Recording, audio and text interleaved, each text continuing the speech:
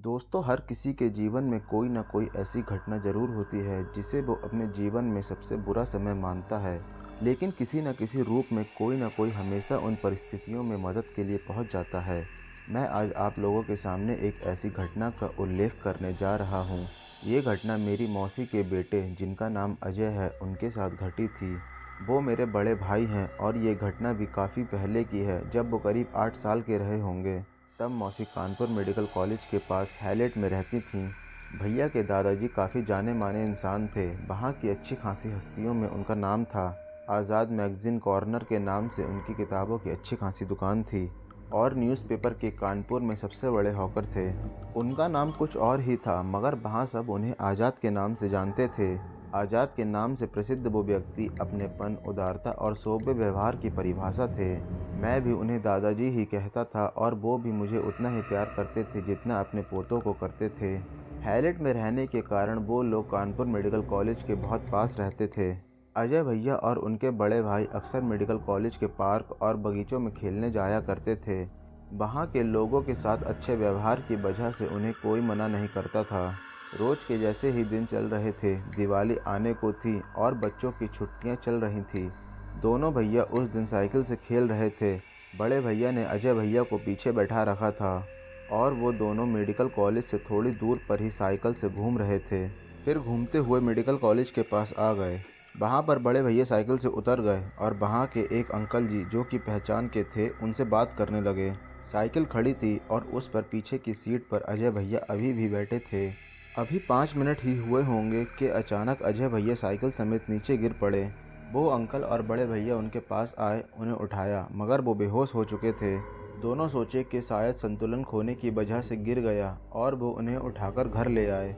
घर आने पर मौसी जी ने उनके मुंह पर पानी वगैरह छिड़का, मगर उन्हें कोई होश नहीं आ रहा था। अचानक उनकी सांसें उखड़नी सी लगीं और वो लंबी लंबी सांसें लेने लगे। Ajay, Ajay.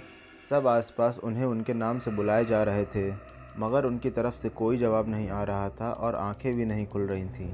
Medical college pass ही था, इसलिए बिना देर किए वहां मौजूद सब लोग, वो अंकल, मौसी और मौसा जी, भैया को लेकर सीधा इमरजेंसी में पहुंचे।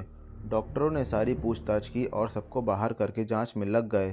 सर पर कोई चोट नहीं थी और ना ही शरीर पर छोटी खरोंचों के सिवा कोई बड़ा जख्म दिखा। सांसें फिर से उखड़ने सी लगीं और डॉक्टरों ने ऑक्सीजन देने के लिए मास्क लगा दिया। सांसें फिर भी कोई खास काबू में नहीं आई।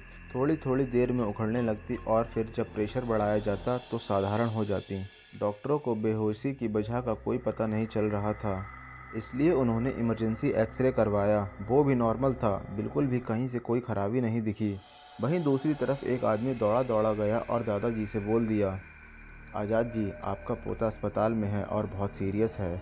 उन्होंने बिना किसी देर के दुकान में बिना ताला लगाए केवल शटर गिराया और सीधा मेडिकल कॉलेज पहुंच गए। वहां सब उन्हें जानते थे, इसलिए उन्हें किसी से भी अपने पोते के बारे में पूछने की ज़रूरत नहीं पड़ी। डॉक्टर खुद आए और उन्हें सारी परिस्थितियों से अवगत कराते हुए भैया के पास ले गए। हालात काफ़ी नाजुक बताकर 4-5 डॉक्टर लगातार निगरानी में लगे थे। दिल की धड़कन मशीन में अपनी सीमा तक पहुंचने लगी थी और मशीन की आवाज़ ने हालत बयां करनी शुरू कर दी थी। डॉक्टर ने सबको बाहर किया। अब तक मेरे मामा जी लोग भी वहां पहुंच चुके थे। दादाजी रिसेप्शन के पास गए और अपने पहचान के डॉक्टरों को फ़ोन कर दिया। कुछ 10 मिनट बाद ही वहां पर 5 डॉक्टर और आ गए, जो कि मेडिकल कॉलेज के प्रोफेसर थे। दादाजी ने मिलकर उन्हें पहले सारी बात बताई। वो उन्होंने ध्यान से सुना और फिर बिना देर किए वार्ड की तरफ बढ़ गए, जहाँ पर भैया को रखा गया था। उनके दरवाज़ा खोलने से पहले ही अंदर से बाहर आ रहे डॉक्टर ने दरवाज़ा खोला और प्रोफेसर को देखते ही कहा, सर, कोई फ़ायदा नहीं है, लड़का मर चुका है। हालांकि ये बात उसने धीरे से कही, लेकिन दादाजी ने ये बात सुन ली और घबरा कर तेज़ तेज़ से रोने लगे। बाकी डॉक्टर और प्रोफेसर ने उन्हें संभाला और फिर उनमें से एक प्रोफेसर, जिन्हें सब प्रोफेसर त्यागी के नाम से जानते थे, उन्होंने खुद भैया को चेक करने को कहा और उनके साथ बाकी के 3 प्रोफेसर वार्ड में सहायक डॉक्टरों के साथ चले गए और बाहर एक प्रोफेसर अभी भी दादाजी के साथ थे और उन्हें समझा रहे थे कि प्रोफेसर को जांच करने दो, ईश्वर ने चाहा तो सब ठीक हो जाएगा। मौसी जी को तब तक मौसा जी और मामा जी ने घर भेज दिया था, वरना ना जाने उनकी क्या हालत होती। अंदर से आने वाली प्रोफेसर की आवाज़ें वहाँ मौजूद लोगों की सांसों को ऊपर नीचे होने पर मजबूर कर रही थीं। देखो, धड़कन चली क्या? ठीक से यहाँ दबाव बनाओ, अब बताओ। पैरों को देखो, हिलते हैं या नहीं? जान है, देखो थोड़ा हिला है इसका हाथ। इस तरह की आवाज़ें लगातार सांसें ऊपर नीचे करती जा रही थी। फिर अचानक सारे प्रोफेसर शांत हो गए और करीब 10 मिनट तक कोई आवाज़ नहीं आई। किसी अनहोनी की आशंका ने सारी उम्मीदों को पीछे छोड़ दिया था। तभी प्रोफेसर त्यागी बाहर आए और बताया, बच्चे को कुछ नहीं हुआ है आज़ाद जी, बस प्रार्थना कीजिए कि वो जल्दी ठीक हो जाए। इस बात से सबको राहत मिली थी, मगर अभी भी प्रार्थना जारी थी। प्रोफेसर भी इस बात से बहुत परेशान थे कि जब सारी रिपोर्ट और एक्सरे सामान्य हैं तो फिर इतनी सीरियस हालत की वजह क्या है। फिलहाल प्रोफेसर उनकी निगरानी में लगे हुए थे और अनन फनन में कई एक्सरे दोबारा करवा लिए थे। उन्होंने ये बात मामा जी और मौसा जी से भी कही। हम अभी सिर्फ जो परेशानी आ रही है उसका इलाज कर रहे हैं, मगर इस बेहोशी और इस हालत की जड़ हमें नहीं मिल रही। सब कुछ नॉर्मल है, मगर पता नहीं क्या हुआ और ऊपर वाले को क्या मंजूर है। अब सब कुछ ऊपर वाले पर ही छोड़कर सब बैठ गए थे। घबराहट और बेचैनी ने दिमाग का चलना भी रोक दिया था। किसी की समझ में नहीं आ रहा था कि क्या किया जाए और किसके पास जाया जाए।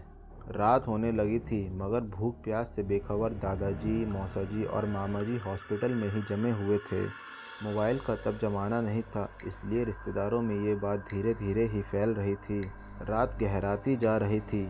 घर से आया हुआ खाना जस का तस रखा हुआ था, मगर किसी का भी खाने का मन नहीं कर रहा था।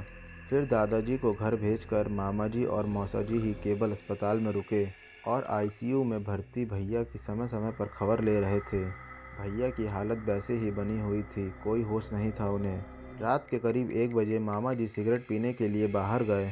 वो सिगरेट पीते हुए टहल रहे थे और ये सोच रहे थे, ना जाने क्या होने वाला है और क्या हो सकता है।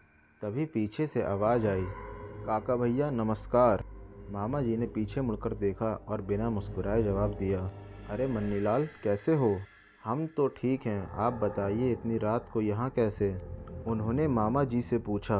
मामा जी ने शुरू से आखिरी तक सारी बात बताई। इतना सब हो गया, हमें बताया भी नहीं। हम तो यहीं हैं ड्यूटी पर, बस पीछे मुर्दा घर में। उन्होंने मामा जी की परेशानी समझते हुए कहा, क्या बताए भैया, सुबह से तो खाने पीने का भी होश नहीं है। घर पर दीदी भी बेहाल पड़ी हैं। समझ नहीं आ रहा है क्या हो रहा है और क्या होगा। मामा जी ने अपना हमदर्द समझकर अपना सारा दुख नम आंखों से उसके सामने रख दिया। भैया परेशान ना हो, बस 3 घंटे और रुक जाओ। सवेरा होते ही बस हम अपना झोला लेकर आएं, फिर देखते हैं कहीं कोई और बात तो नहीं है। उन्होंने मामा जी से कहा, देखो भैया, जैसा करना पड़े करो, बस ये ठीक हो जाए। मामा जी ने उनसे नाउमीदी से कहा। उसके बाद थोड़ा इधर उधर की बात की और वापस आकर मामा जी भी वही आईसीयू के बाहर बैठ गए। जस के तस रहकर किसी तरह दोनों ने वहीं पर रात गुजार दी। रात भर भैया में कोई बदलाव न देखते हुए डॉक्टर ने उन्हें आईसीयू से अलग एक वार्ड में स्थानांतरित कर दिया। सुबह दादाजी और मौसी जी भी आए और रोते बिलखते हुए किसी तरह बेटे को देखा और फिर मौसा जी के साथ घर पर चली गईं। मामा जी ने दादाजी को मन्नीलाल के बारे में बताया और उनकी इजाज़त मांगी। उन्होंने अपने बेटे के लिए जिस तंत्र मंत्र पर कभी विश्वास नहीं करते थे, उसे भी इजाज़त दे दी। शायद कोई चमत्कार हो जाए और अजय ठीक हो जाए। मामा जी भी घर गए और जल्दी से जल्दी नहा धोकर वापस आ गए, क्योंकि उन्हें मन्नीलाल से जो मिलना था। खैर मन्नीलाल को आने में देर हुई। वो 6 बजे की बजाय 7:30 बजे आए, मगर उनकी आने में देरी को लेकर किसी ने कोई आपत्ति नहीं जताई। मामा जी उनके इंतज़ार में थे और आते ही सीधा उस वार्ड की तरफ बढ़ गए जहां भैया को डॉक्टरों ने रखा था। मामा जी आराम से जाकर अंदर दादाजी से बातें करने लगे कि जिसके बारे में बताया था वो आ गए हैं। लेकिन ये क्या, वो दरवाजे के बाहर ही खड़े थे। मामा जी ने उन्हें अंदर आने का इशारा भी किया, मगर फिर भी वह वहीं खड़े रहे। अंदर आने की कोशिश करते और फिर वहीं खड़े हो जाते। ये देखकर मामा जी को अजीब लगा और मामा जी ने जाकर उनसे पूछा, क्या हुआ भैया, अंदर क्यों नहीं आ रहे? काका भैया, हम बहुत कोशिश कर रहे हैं, लेकिन ये लड़का जिसकी चपेट में है, वो इतनी प्रबल शक्ति है कि हम खुद को जिस विद्या से बांधे हैं, उसके साथ हम इस कमरे में घुस ही नहीं सकते। उन्होंने थोड़ी सी माथे पर चिंता की लकीरें उभार कर कहा। मामा जी इस बात से थोड़ा परेशान हुए और बोले, अब क्या करें भैया, अब कैसे क्या होगा?